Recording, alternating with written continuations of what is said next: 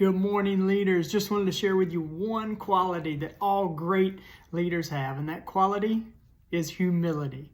But many people mistake humility and don't understand what it truly is. They think humility is, oh, woe is me, I'm not as good as other people, I'm less than. But true humility is really recognizing the gifts, talents, and abilities that you have been given, that I have been given, and getting those gifts into the game. I'm using those gifts to serve other people and really to glorify the Lord. I've got right here in my book, to walk humbly before the Lord is to boldly live out your personal gifts and callings and determine not to hold back and settle for something less than what you were designed for. I've also got a quote in here by C.S. Lewis. I'm going to read this to you real quick. He talks about humility in his book, Mere Christianity. He says, "Do not imagine that if you were to meet a really humble man, that he would be what most people call humble. He will not be a sort of greasy, swarmy person who is always telling you that, of course, he is a nobody. Probably all you will think about him is that he seemed a cheerful, intelligent chap who took a real interest in what you had to say. If you do dislike him, it will be because you feel a little envious of anyone who seems to enjoy life so easily. He will not be thinking about humility.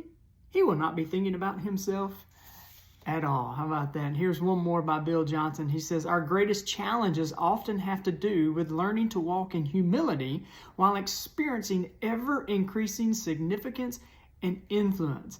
In reaction, many believers have chosen insignificance simply because it's easier to manage a life from which little is expected." Wow. Tragically, the church usually calls this humility.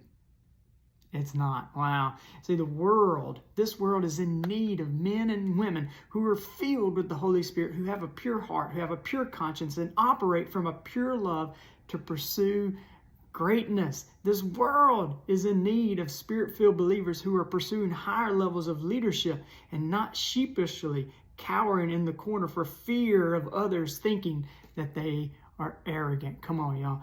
God knows your heart. Adrian Rogers was right when he said that humility can be a form of rebellion.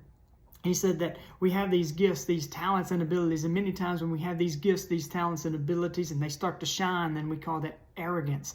He said that's not arrogance, that's awareness. And the moment you step in and you hold back and you decide to settle for something less, then that's rebellion against the gifts that God has freely given to you. And I want to challenge you to give God your yes to what he calls you to do, yes to what he has created you for, yes to stay in step with him and point all the glory to him. This world needs you. This world needs your gifts. And the moment we don't bring those forward, we don't only hurt ourselves, but we also rob the world of something truly incredible. Hey, hope today has encouraged you. I hope it has inspired you. I hope you have an awesome day, and God bless.